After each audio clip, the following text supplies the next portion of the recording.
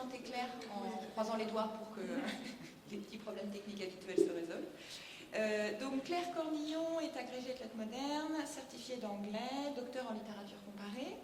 Elle est actuellement à terre à l'Université du Havre et donc elle partira l'année prochaine pour de nouveaux horizons puisqu'elle sera à Montpellier. Donc Claire est une collègue qui travaille depuis déjà longtemps sur les séries télévisées. Elle a co-dirigé en particulier donc, les ouvrages Fin du monde en 2013 et Ce que le récit ne dit pas en 2015. Et elle a lancé cette année un séminaire sur les séries de Network. Elle est par ailleurs directrice de la rédaction du site d'actualité culturelle L'Intermède. Ce matin, donc, dès que ça va fonctionner, Claire nous propose une intervention intitulée « Les hiboux ne sont pas ce que l'on pense, les cabanes non plus ». Bon, c'est pas grave. Donc, du coup, j'aurai un extrait que je ne pourrais pas vous montrer, mais c'est pas très grave. Alors, c'est difficile de parler après ce que vient de présenter Sarah, parce que c'était déjà une vision très globale de l'épisode. Bon, ça va reprendre certains éléments, ce que je vais dire. Mais, alors, la saison 4, c'est la saison où finalement on a tous cru qu'on tenait le bon bout, qu'on était sur le point de comprendre. Et en fait, on n'avait encore rien compris. Parce que dans cette saison, il y a des gens qui nous donnent des réponses et qui ont l'air persuadés d'avoir raison. Le problème, c'est que soit ils ont tort, soit plus exactement qu'ils ont des réponses, mais pas aux vraies questions. Donc globalement, c'est une saison illusoire. Et Cabin Fever s'inscrit tout à fait dans ce contexte, puisque la scène que je vais tenter d'analyser, c'est purement une scène de fausse révélation. Alors que lorsqu'on l'a vu la première fois, on a globalement pensé que c'était une scène de révélation, donc on l'a justement mal comprise. Pacom dirait que c'était une scène de contre-initiation. D'ailleurs, mon analyse va être tout à fait en écho à ce que Pacom dit dans son livre Cinema Metica, en particulier dans son chapitre sur Suspiria. Il parle déjà un petit peu de la scène que je vais évoquer, je vais tout à fait m'inscrire dans cette lignée-là. Et vous allez voir aussi que ce que je vais dire, en fait, se trouve complètement lié à ce que je vais expliquer demain sur The Leftovers, puisque, en fait, je vais mettre en parallèle Lost, Twin Peaks et The Leftovers pour montrer des cas, justement, de fausses révélations, de contamination du monde par le mal, et donc d'erreurs fondamentales, d'interprétation. Toutes les scènes vont fonctionner comme le miroir l'une de l'autre, des sortes de miroirs inversés, et chacune du coup aide, je pense, à comprendre les autres, c'est-à-dire que chacune est finalement un indice pour pouvoir interpréter la suivante. La différence fondamentale en fait de celle de la séquence de Lost par rapport à la séquence de Twin Peaks et de The Leftovers, c'est que la séquence de Lost n'est pas la fin, en tout cas, même Leftovers ce n'est pas la fin encore, mais disons que c'est la fin de ce qu'on a pour l'instant. Lost, on n'est pas à la fin pour l'instant. Et ce moment, justement, n'est qu'un moment une étape qui va nous mener à quelque chose plus tard. Et ce quelque chose plus tard va dénoncer finalement ce qu'on avait découvert dans cet épisode-là pour ce qu'il était, c'est-à-dire une sorte de fausse révélation. On ne sortira pas indemne, évidemment, de cette scène, mais en tout cas, c'est une étape sur le chemin. Et contrairement à Twin Peaks ou à The Leftovers, où on a, je pense, une espèce de triomphe du mal petit à petit dans les deux séries, alors que dans Lost, justement, on va essayer de trouver une voie pour s'en sortir, on va plutôt aller vers la lumière. Voilà, donc aujourd'hui, je voudrais essayer d'analyser en ce sens la séquence de l'épisode, la dernière séquence en fait de l'épisode, la cabane. Alors pourquoi j'ai appelé les hiboux ne sont pas ce qu'on pense et les cabanes non plus. Évidemment, c'est une référence à Twin Peaks parce que cette scène de la fin de cet épisode est clairement une réécriture de la fin de Twin Peaks, donc le dernier épisode de la saison 2. Et du coup, ça souligne cette problématique de l'illusion, de la révélation négative, mais je vous montrerai la séquence de Twin Peaks, vous verrez le lien. Alors je sais que vous avez vu l'épisode ce matin, mais je voulais vous remontrer quand même la séquence finale parce que je vais l'analyser en détail, notamment des éléments de mise en scène, et il faut vraiment que vous l'ayez en tête, je pense, pour voir. Donc je vais vous remontrer la séquence qui m'intéresse, et celle que je vais travailler. Avec VLC, c'est mieux.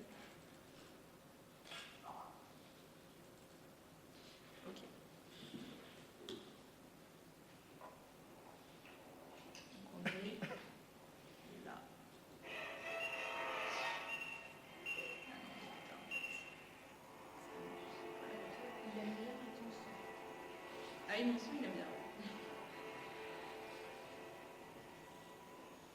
All right. Let's do this. I'm not bugging it with you. The island wanted you to get sick. I wanted you to get well. My time is over. It's yours. Yeah. I'm cool with you going in alone, too.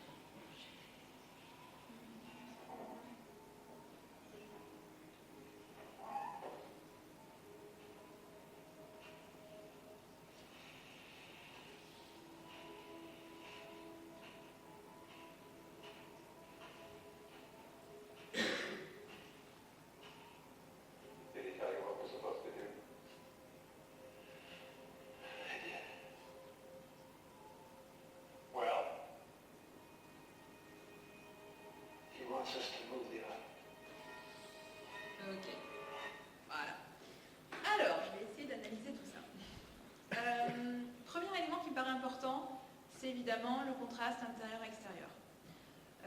John est donc désigné comme celui qui doit aller dans la cabane, essentiellement parce qu'on n'a pas envie d'y aller soi-même, parce que ça paraît quand même très dangereux. Donc Hurley et Ben restent à l'extérieur. Alors ils ont raison de rester à l'extérieur, puisque bien sûr, ce que John va trouver dans la cabane n'est pas ce qu'il venait y chercher. Donc on peut comprendre tout à fait la position de Hurley et Ben. Mais ce qui est très intéressant, c'est justement ces plans qu'on a des deux personnages, la manière dont ils sont présentés, en particulier la deuxième fois, donc on vient de voir, assis, en train de manger, assis sur une espèce de tronc d'arbre, enfin assis dans la forêt. Ce qui les situe évidemment comme spectateurs versus l'homme d'action qui est Locke, qui lui rentre bien sûr dans la cabane. Alors le cadrage aussi suggère cette idée de spectateur devant un écran, ce qui les renvoie évidemment à nous-mêmes, à la figure du spectateur de la série. Et finalement, ce qui est intéressant, c'est que c'est la figure du spectateur qui a raison dans la scène, qui choisit la voie juste. Évidemment, ce n'est pas anodin, puisqu'on sait bien que la série est une sorte de passage de relais et qu'elle nous demande à la fin de prendre en charge finalement nos vies à la lumière de ce qu'elle nous avait montré.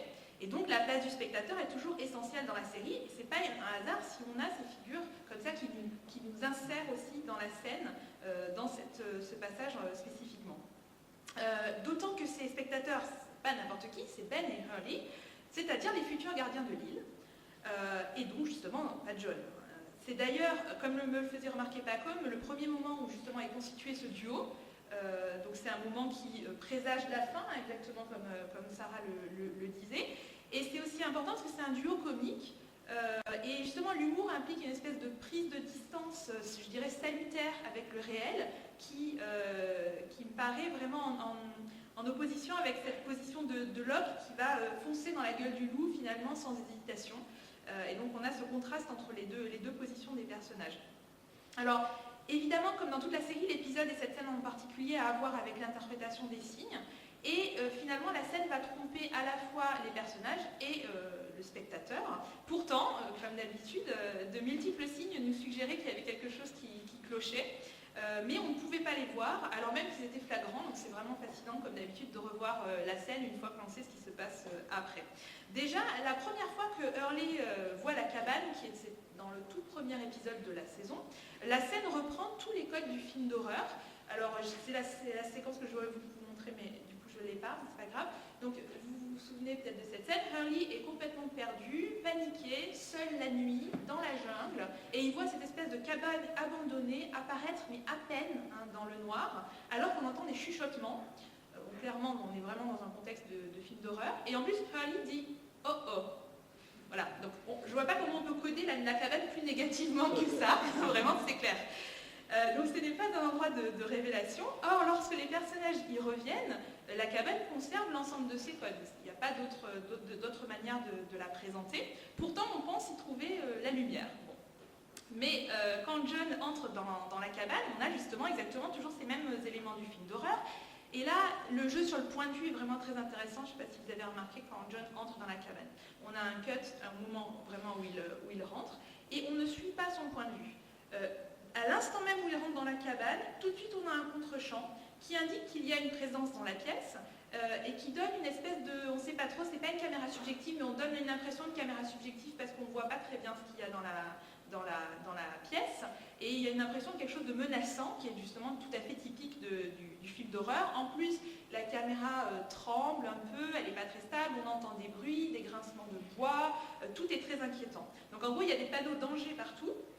Et pourtant, John va faire confiance à son interlocuteur. Vous avez aussi les personnages qui émergent de l'ombre, ça c'est un moment important. C'est le cas aussi pour Claire, vous avez Christian qui émerge de l'ombre, mais Claire aussi qui émerge alors qu'on ne savait pas qu'elle était là et en fait elle est là. La réaction de John est intéressante. Donc, John évidemment ne connaît pas Christian, donc il ne peut pas savoir que ce n'est pas Christian.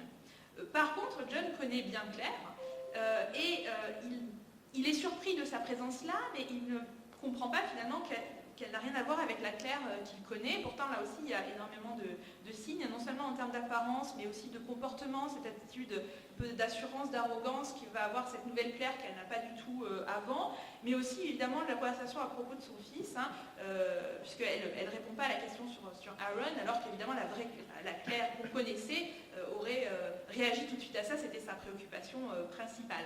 Donc encore une fois, plein de signes qu'il y a quelque chose qui est problématique avec ces personnages. Nous, on les relève, on est plutôt dans justement, on ne comprend pas, mais on ne relève pas encore que ce sont des signes négatifs.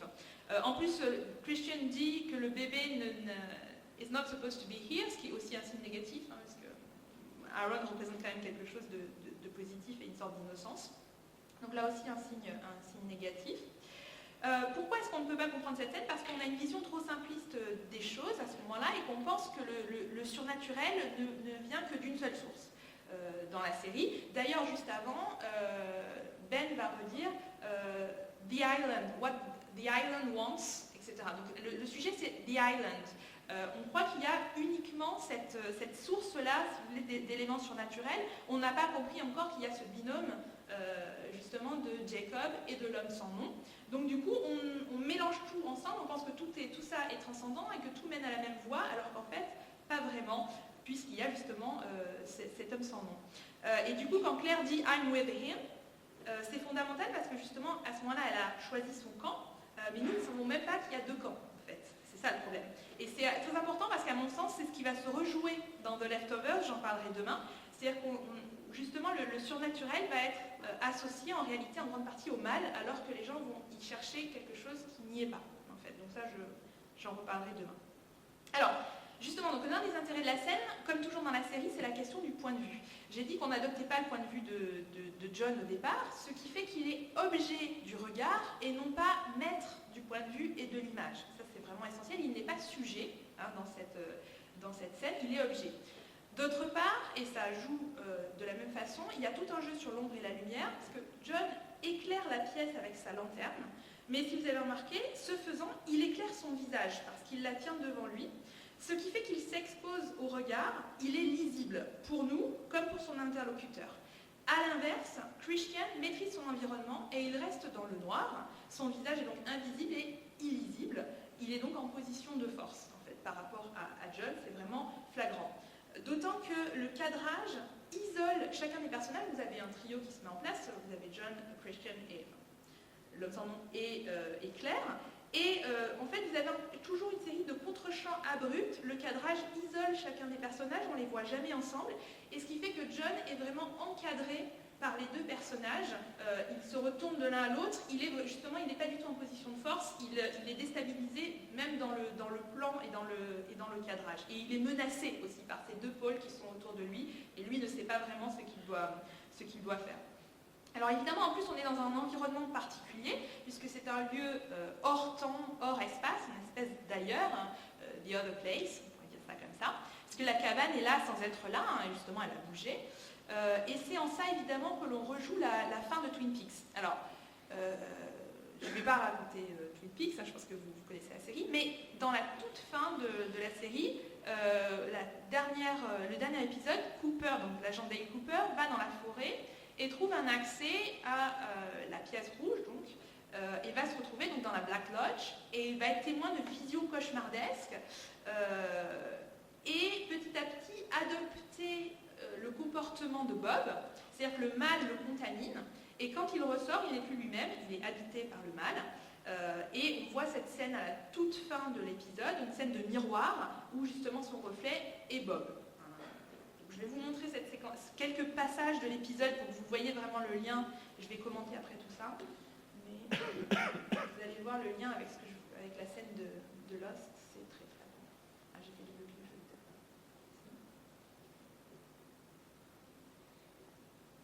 pas. Alors,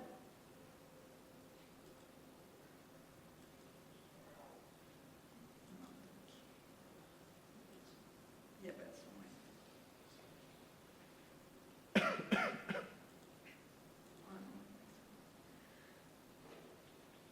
Bon, c'est pas grave, je vais commenter de toute façon ce qu'on voit. Donc, vous avez ça, c'est le moment où il découvre l'endroit où il va avoir accès.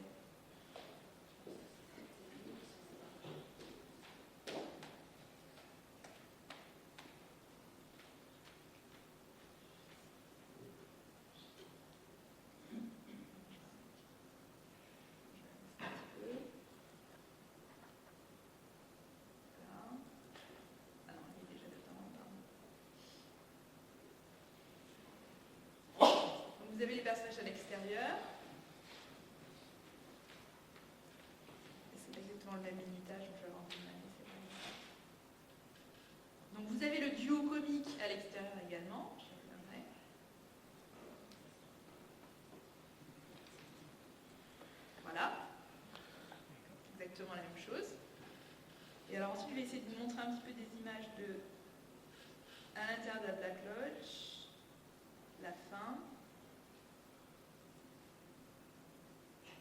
Voilà.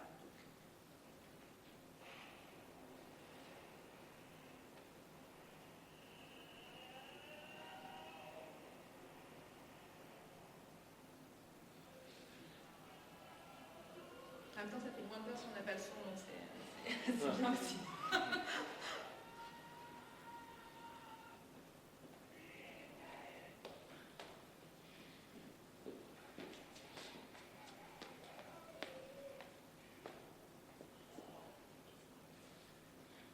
Donc vous avez Bob, hein, pour ceux qui connaissent pas.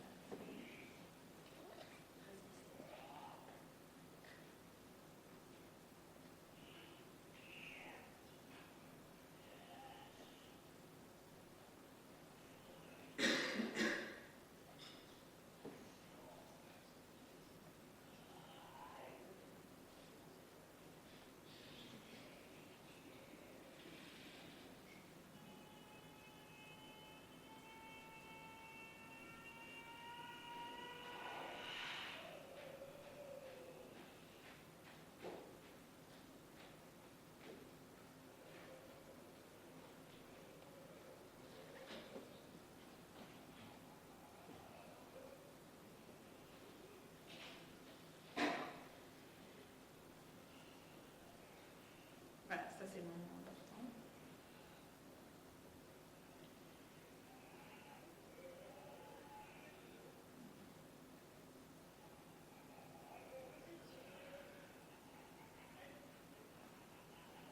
Voilà.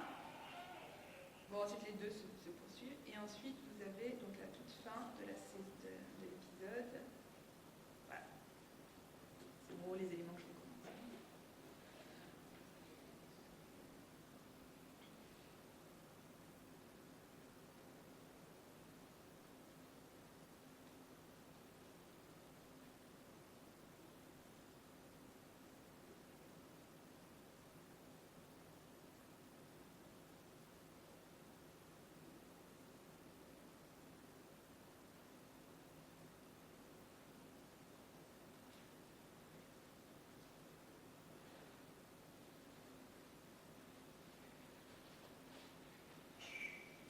Et vous voyez dans le miroir,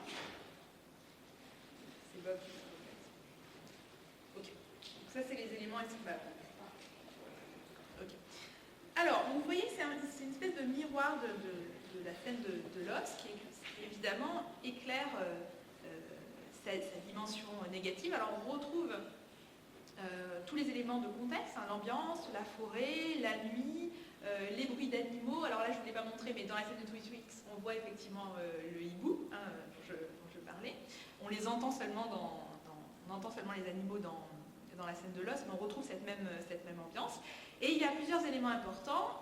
Encore une fois, la structure avec les deux personnages qui attendent assis sur un tronc d'arbre à l'extérieur. Donc là, c'est Harry et Andy, qui forment aussi un duo comique dans un espèce de contrepoint par rapport à ce qui se passe à l'intérieur. Cooper dit « I have to go there alone », de même que Locke. Hein. Il y va seul, alors qu'ils auraient très bien pu décider d'y aller tous, hein, à chaque fois. Mais c'est justement vraiment important qu'il y aille tout seul. Et dans Lost, de même que dans Lost, on a cette alternance entre l'intérieur et l'extérieur, puisque, vous voyez, il y a la nuit qui passe dans Twin Peaks, et dans Lost, on a un cut, on revient à Ben et Early, mais au moment le plus essentiel, c'est quand Locke pose la question « How do I save the island ?» Tout de suite, on a un cut sur Ben et Early dans un décalage de ton complet, c'est-à-dire qu'on avait la musique lostienne, épique, tragique, enfin voilà, on a une montée en puissance, et à ce moment-là, cut, et on se retrouve dans le silence avec Ben et Hurley, et dans ce duo complètement improbable, mais qui représente finalement l'avenir de l'île. Et en plus, on a cette scène incroyable où on prend le temps de nous montrer Hurley qui partage sa barre chocolatée avec Ben. Alors ça paraît évidemment anodin, mais ça ne l'est pas du tout, parce que c'est un symbole de ce que représente Hurley et de ce que va représenter Hurley pour l'île. Il partage. Il s'occupe des gens, de tout le monde, même de Ben. Hein, il partage en deux sa barre chocolatée. Et c'est justement pour ça qu'il va devenir le gardien de l'île. Donc en fait, le plus important est ce qui nous paraît le moins important. C'est-à-dire tout est en train de se jouer dans les coulisses alors que nous regardons la scène, en fait. Alors évidemment, ça paraît un peu bête de résumer les choses comme ça, mais ce que nous montre en fait la scène, c'est qu'au lieu d'essayer d'être le grand héros, il faut déjà s'occuper de la personne qui est juste à côté de nous et partager un morceau de chocolat ensemble. En gros, c'est ça que nous dit la scène, mais c'est pas du tout ce qu'on comprend de la scène la première fois qu'on la voit. Donc on a des personnages en contrepoint complet par rapport à ce qui se passe à l'intérieur. Et qu'est-ce qui se passe à l'intérieur? En un sens, c'est une contamination par le mal. Pour ce qui est de Twin Peaks, c'est clair, puisque Cooper se met, vous l'avez vu, à agir, enfin le double de Cooper, il y a 2 Cooper dans la Black Lodge, et il se met à agir et à rire comme Bob. Vous voyez, le jeu de l'acteur change complètement.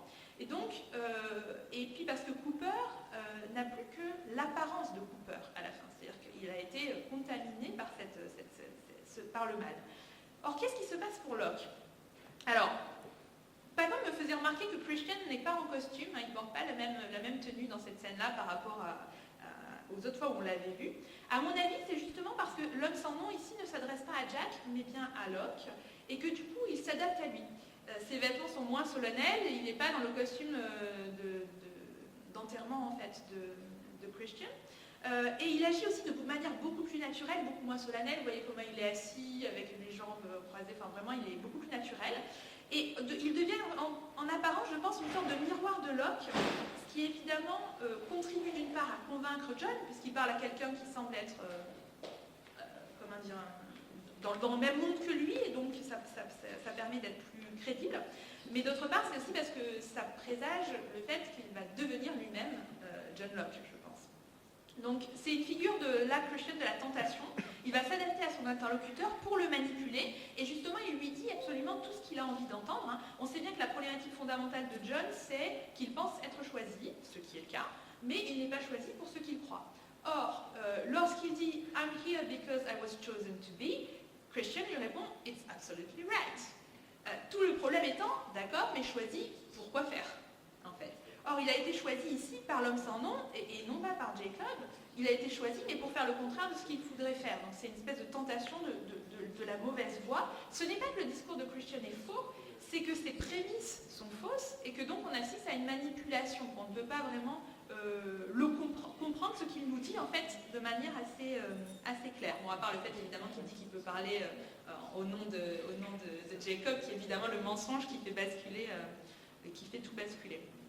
Dans la scène de Twin Peaks, on voit donc Dale Cooper, l'un qui poursuit l'autre, et donc je le disais, l'un des deux est comme contaminé par Bob. C'est un jeu sur le double, mais plutôt sur l'ambivalence.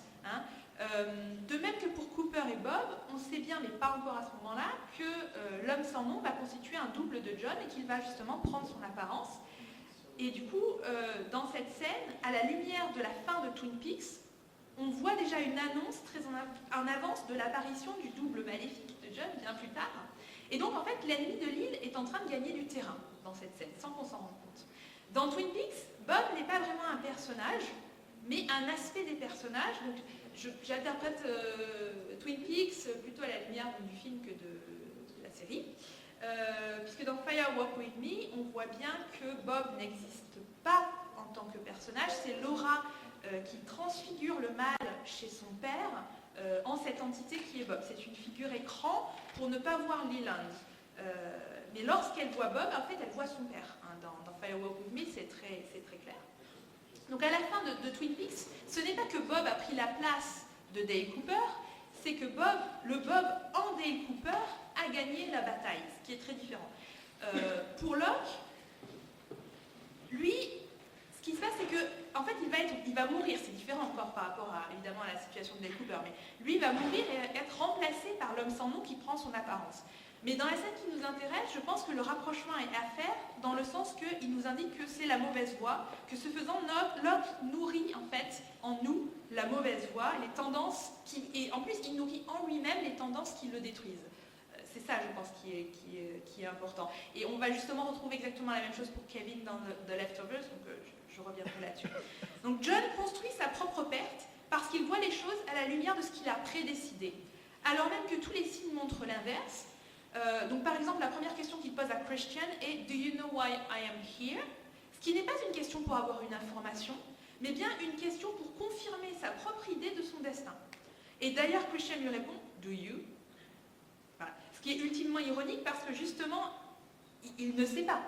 Donc tout le discours de Christian est à double sens dès lors que nous savons qui il est vraiment. Et du coup, John sort de la cabane et transmet ce qu'il a appris, et il se pose évidemment la question du contexte. Il restitue effectivement fidèlement ce qu'on lui a dit, mais ce qui compte, ce n'est pas ça, c'est bien qui l'a dit et dans quel but, en fait. Il dit « He wants us to move the island ». Il ne dit pas Jacob, il dit « he ». Ce qui est très fin justement en termes d'écriture parce que ça souligne l'ambiguïté de la question de l'identité de cet interlocuteur. Et tout le problème est encore une fois, comme toujours dans l'os, celui de la présomption de pertinence. L'homme sans nom a tiré parti du fait que John tente de tout faire rentrer dans son cadre préétabli d'interprétation et du coup, il peut le manipuler grâce à ça. Donc ça convoque évidemment tout un imaginaire tragique puisque... en fait, on prévient le personnage, mais il réalise quand même son destin tragique. Hein. Ben l'avait prévenu, il lui avait dit moi aussi, on m'a dit que j'étais spécial, choisi, et j'ai fini avec une tumeur et le sang de ma fille sur les mains. Et il lui dit Destiny is a fickle bitch. Bon, là aussi, c'est un avertissement, c'est très clair. On savait que c'est quelque chose de négatif. Mais justement, le principe du tragique, c'est d'actualiser le destin qui était préétabli. Donc l'idée qu'on va dans un lieu sacré pour communiquer avec une entité supérieure et on rencontre son intermédiaire, c'est tout à fait...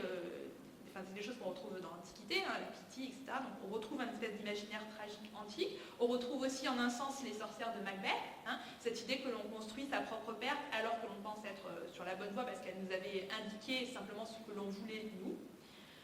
Et on retrouve cette fait d'être aveuglé par l'orgueil et le but finalement que l'on s'est fixé. Donc je pense que c'est un épisode qui est vraiment très fort parce qu'il commence par la naissance de John et en quelque sorte il annonce sa mort. Donc c'est ce que tu disais, on retrouve tout recroquevillé sur un même épisode.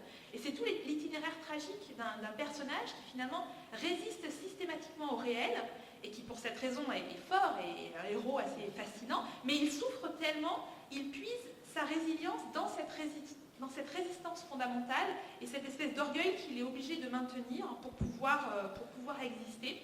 Et du coup, il n'est pas capable d'accueillir certains aspects du réel qui se présentent à lui. Et c'est ça le tragique de John Locke.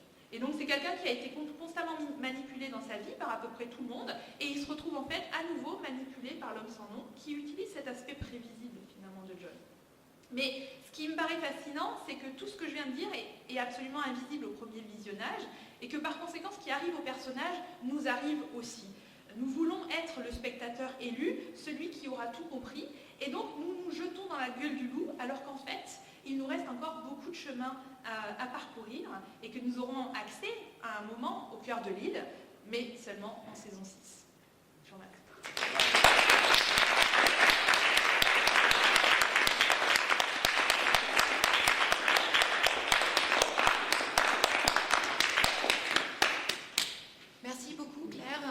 Pour cette intervention qui complétait parfaitement, je pense, celle de Sarah, aussi bien en termes d'analyse du contenu qu'en termes de référence intertextuelle, puisque tu nous as introduit à d'autres intertextes encore que ce que Sarah nous avait proposé.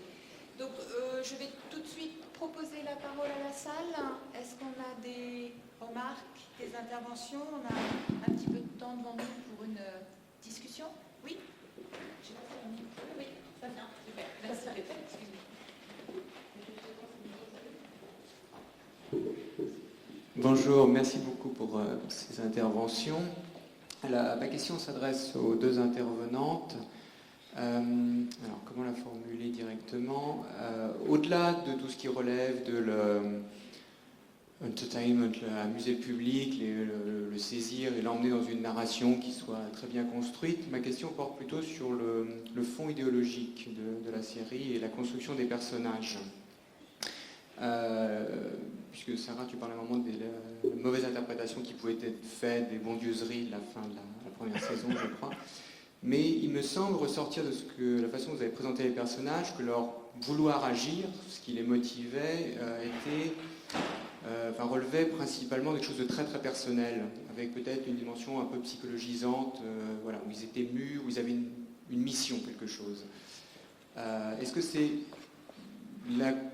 l'interprétation principale qu'il faut donner à la construction des personnages, ou est-ce qu'on trouve aussi d'autres exemples de ce qui relèverait d'un déterminisme social, avec des rapports de force entre les personnages, entre les catégories, sociales qui se construisent, etc. Et aussi peut-être la dimension homme-femme, parce qu'il y a beaucoup d'hommes et très peu de femmes, ou alors dans des rôles plutôt subalternes. Bon, il y a eu beaucoup d'analyses genrées de la série, des analyses sur race, class, gender sur la série qui sont très lumineuses, notamment dans l'ouvrage qu'a édité Randy, l'ouvrage de Ivy Taurus. On trouve déjà, en fait, les anglo-saxons sont très spécialisés dans les cultural studies qui font ce genre d'études.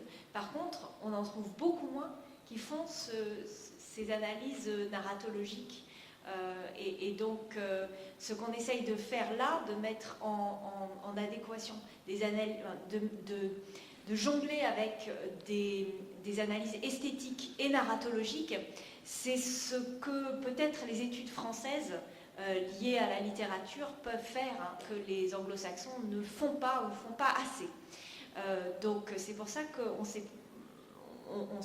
et puis c'est aussi par rapport à nos formations et à nos préoccupations, mais des analyses de relations de pouvoir entre les sexes, on peut tout à fait le faire, et Ronan Ludo-Blazac l'a déjà fait, voilà, mais je crois que ce qui est très important à retenir dans l'os, c'est l'évolution, que rien n'est stable.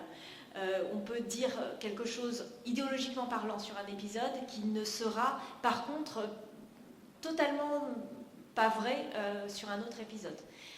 Donc c'est pour ça que la série est très complexe sur le plan idéologique. On pourrait tout à fait dire qu'au début, Saïd, c'est le stéréotype de l'arabe terroriste, etc. Et on voit bien que tout de suite, tout ça est battu en brèche très vite. Alors, sur les femmes, c'est un peu plus compliqué parce que effectivement, les femmes sont assez cantonnées dans un rôle lié à la maternité. Les questions de maternité dans l'os sont assez au centre, et c'est vrai que Kate, par exemple, était une candidate et finalement elle est rayée de la liste parce qu'elle s'occupe du bébé Aaron, sympa. Mais bon, on peut avoir des remarques comme ça, mais je pense que tout peut être contredit par rapport... on a quand même... Kate est quand même un personnage de femme très très fort. Des femmes en cavale de cette trempe, on n'en trouve pas non plus dans beaucoup de séries. Donc tout se renverse, idéologiquement parlant. Parce que tu vas rajouter quoi? Oui, non, je suis tout à fait d'accord avec ce que tu dis, mais je pense que ce qu'il y a, c'est que Lost est une série qui se construit dans un espace mythique, et donc la lecture politique générale est compliquée dans cet espace-là. Je pense que Leftovers est une série pour laquelle on peut faire une lecture politique plus nette. Je pense que dans Lost, c'est pas qu'elle s'intéresse pas à la politique, c'est pas qu'elle n'en traite pas, c'est pas l'enjeu. C'est pas l'enjeu. C'est pas American Crime. Non, c'est pas The Wire. Alors je pense que The Leftovers, il y a une lecture politique plus importante à faire. Mais parce que justement, ça ne traite pas du tout des mêmes personnages. On n'est pas dans un espace mythique comme sur l'île. On est justement dans quelque chose de beaucoup plus quotidien. Et c'est peut-être ce qui donne l'impression que du coup il n'y a pas de... Également rappeler aussi ce qui se passe en épisode 4, le quatrième épisode de Tabula Rasa, je crois que c'est le 4, non, c'est Walkabout le 4, c'est 3 Tabula Rasa. C'est 2, c'est le... Non, Tabula Rasa, ça a tout barré dans les tout premiers épisodes, et Jack dit en gros que ça y est, on remet tout à zéro. Ouais. Et les rapports de force sont remis à zéro aussi par rapport à ce qui se passe hors de l'île. Et c'est Sawyer ou Jack qui dit « Quel rôle veux-tu jouer ?» Donc on a une répartition des rôles en fonction de ce que chacun veut et comment il veut s'inscrire dans les rapports de pouvoir. Mais c'est un choix. Et parce que l'île devient une scène. L'île devient un globe theatre. S'il y a un message politique qu'on peut, disons, donner à tous les niveaux, et notamment politique, c'est justement cet être ensemble. Ça, par contre, c'est le message clairement de Lost, construire un vivre ensemble. Après, on peut l'interpréter de manière politique. C'est pas vraiment la lecture directe qu'ils en font, mais on peut l'interpréter aussi de cette manière-là, je pense. Sur la question politique, je dirais qu'il y a, même si c'est sur un mode allégorique, il y a un élément quand même qui est une constante de Lost, c'est que le pouvoir détruit les individus, ça de toute façon. C'est une carte maudite. Je ne sais pas si on peut dire que c'est une lecture politique au sens des cultural studies. C'est un peu plus, je ne sais pas quoi, allégorie comique. Mais enfin, de toute manière, la place du chef n'est pas la bonne place. Donc là-dessus... Un chef qui abandonne son pouvoir. Oui, bien sûr. Prospero, la ce figure que tu as de très Prospero. bien expliqué, Claire, sur Hurley, qui partage le pouvoir. Bien sûr, c'est... j'avais pas pensé avant, mais là c'est lumineux. Quand le fait que le geste du nouveau gardien de l'île, c'est de découper sa barre chocolatée, évidemment. Et ça renvoie non seulement ça annonce la fin de Lost, mais si on était un peu Buffy conscious, on comprendrait. L'activation est toujours. Bien sûr, il faut être Buffy conscious à ce moment-là et savoir la question, c'est celle du partage du pouvoir. Ça n'a aucun sens d'imaginer un élu. L'élu, même lecture politique possible de cet épisode, c'est un épisode qui rentre dans la continuité dans Lost, on va dire, de la destruction de l'image de l'homme providentiel. S'il y a bien un truc qui est... et ça va être hyper affirmé dans la saison 6, dans l'épisode sur Ben, Dr Linus, qui commence sur Napoléon. C'est un cours sur Napoléon, et il dit, il parle de Napoléon à Sainte-Hélène, etc. Et là, c'est, une poignée de main aux spectateurs de Lost, qui a vu dans le personnage de Ben une réflexion sur le pouvoir et une réflexion sur le ténèbre qui vient du pouvoir, le fait d'en vouloir plus, le fait d'en devenir mauvais, etc. Et là, c'est ça, mais adapté au champ spirituel. C'est-à-dire qu'on a le même problème sur la question de l'élection divine que sur la question de l'élection politique. Locke, il n'est pas directement sur un truc de pouvoir au sens classique, au sens de Ben. Son but, c'est d'être quand même une sorte de gardien de l'île. Mais il le vit comme un homme de pouvoir. C'est pour ça qu'il doit y aller seul, etc. Qu'il n'est pas capable, à ce moment-là, de partager le truc. De dire, on y va ensemble. C'est sûr que Buffy, elle serait jamais toute seule. Willow et Sander, quoi. Non, par rapport à l'homme providentiel, Lost rejoue le magicien d'Oz, c'est-à-dire ouvre le rideau et nous montre qu'il n'y a personne derrière le rideau, ou alors juste un pantin, ou juste quelqu'un. Bien sûr, ils nous l'ont annoncé dans le premier épisode sur Jacob. Voilà. C'était là où on aurait dû déjà comprendre, mais on n'était pas capable de comprendre. Saison 3, The Man Behind the Curtain. Exactement. Et là, c'est pour nous dire, les gars, il n'y a rien là.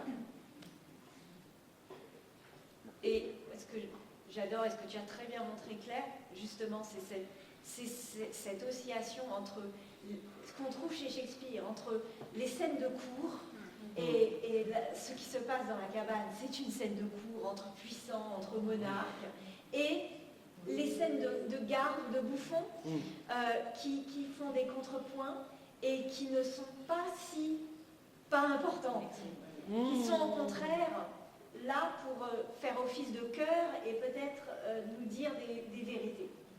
Et ça, on ne trouve pas ça dans The Leftovers, en fait. Ce contrepoint comique et distancié et chaleureux, on ne le trouve pas assez. Et c'est ça qui me manque. On en parlera demain. Mais pourquoi Lost est tellement cher à mon cœur, c'est justement avec ces contrepoints-là. Shannon, avec une question.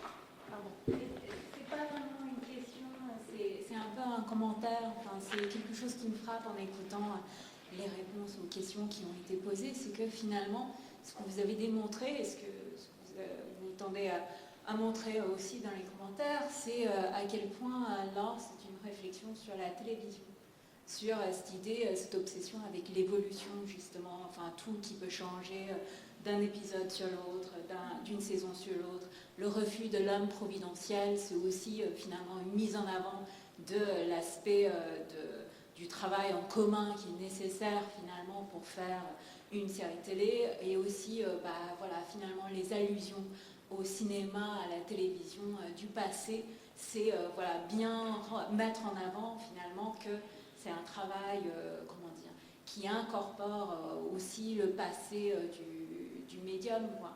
Donc quand on parle de la mythologie, que finalement c'est un aspect mythologique, finalement c'est aussi la mythologie du médium dans lequel il se place, quoi.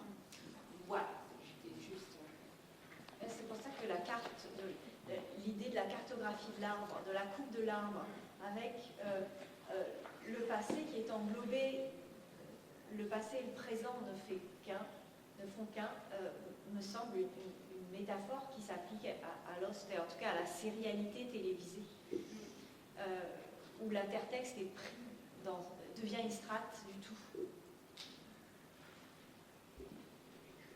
S'il y a une pause dans les questions, moi j'en avais une, alors je ne sais pas si vous en profitez pour la glisser. C'était plutôt une question pour Claire en fait. Alors, sachant que moi pour l'instant, je ne suis arrivée qu'au bout du marathon de la 2e saison de Lost, donc c'est déjà pas mal, hein, mais j'ai pas terminé, donc peut-être il y a des éléments que j'ai pas en ma possession. Mais par contre, Twin Peaks, oui, et j'aurais une question par rapport à ce parallèle que tu as fait à la fin, et en particulier l'apparition de Ben dans le miroir. Alors, peut-être qu'il y a un aspect que je ne vois pas, parce que moi, je n'ai pas encore vu la saison 4 de Lost, hein, mais je me demandais quand même si là, il n'y avait pas une petite différence, au sens où, dans Twin Peaks, le spectateur est le seul à ce moment-là, puisqu'en plus, la saison marque la fin de cette série, pour l'instant, est le seul à avoir accès à cette connaissance d'une transformation du personnage principal. Est-ce que tu penses qu'on a la même chose dans Lost quand on le quand on le revoit une deuxième fois, ou est-ce qu'on déjà, tu vois ce que je veux dire, au sens où on a ça évidemment dans le Dracula de Herzog, où quand on voit Jonathan à la fin qui lève et on comprend qu'il est devenu vampire, mais là encore il n'y a que le spectateur qui le sait. Mais c'est-à-dire, oui, mais uniquement lorsqu'on le revoit. D'accord. Parce que sinon, je veux dire, au départ, on ne sait pas quelle est l'identité donc de. Parce que là, je parlais donc de. Parce que vous n'avez pas vu, mais quand, quand l'homme sans nom prend l'apparence de Locke. Mais on découvre très tardivement qu'on ne sait pas du tout, on pense que c'est Locke. En fait, on ne le sait que lorsque l'on revoit qu'effectivement, on n'a pas Locke en face de nous. Et c'est accessible effectivement pour le spectateur à ce moment-là, puisque les personnages ne le savent pas. Mais la première fois qu'on le voit, personne ne le sait, ni les personnages, ni nous, ni même l'acteur Terry O'Quinn qui le jouait. D'accord. personne ne le savait. Particulièrement affiné. Voilà. Ok, donc il y a quand même une petite différence de ce point de vue-là dans la position de connaissance du spectateur. Oui. D'accord. Non, parce que je me disais peut-être qu'il y avait une facette que j'avais. Non, mais c'est vrai que c'est une différence. Alors, évidemment, c'est pas du tout les mêmes concepts, etc. Mais c'est juste qu'il me semble que ça fonctionne comme, encore une fois, comme signe, comme voilà, c'est pas une copie complète, mais par contre, ça permet de montrer la direction dans laquelle il faut interpréter, je pense, la scène. Et la question du signe comme l'heure, etc., que tu as très bien montré. Et l'idée que normalement, on ne revient pas des morts. Ouais. Ça, c'est important par rapport à ce qu'on dira demain. Oui, c'est clair. Arrête de spoiler, Sarah. On ne revient pas des morts. Arrête de spoiler. Règle. Très impatiente. Cela dit, pour quelqu'un qui s'est arrêté à la fin de la saison 2, il y a quand même un petit souci quand on voit cet épisode-là, parce qu'à la fin de la saison 2, Locke, il est censé être mort. Hein? À la fin de la saison 2, avec l'explosion de The Hatch, tu penses, en en tant que spectateur, tu penses qu'il est mort. Oui, non, mais évidemment que non, puisque ça a l'air plus compliqué que ça n'en a l'air, mais on revient quand même d'une certaine façon des morts. L'explosion de la station n'est pas si Catastrophique. Gratuite. Ni catastrophique, ni gratuite. Mais si tu veux, du point de vue de l'illusion du spectateur, à ce moment-là, tu penses que le personnage est mort quand même. En fait, ça dépend de quel spectateur il s'agit. D'accord. Parce que. Je ne suis pas le spectateur. Non, mais oui, on peut. Enfin, disons que c'est une des possibilités. C'est vrai que si on pense à Twin Peaks avec l'explosion de la banque et Audrey dedans, on a un truc un peu comparable. On se dit, bon. C'est les cliffhangers classiques aussi de séries télévisées, où au dernier épisode, on doit te faire un peu battre ton cœur en disant. Et puis ça te donne envie de voir le pilote suivant. Et là, il y avait quand même peu de chances que Desmond, Locke et Co disparaissent à la fin de la saison 2. Bien oui, parce qu'après, il reste peu de personnages pour suivre. Mais il n'empêche que ça joue quand même sur l'illusion.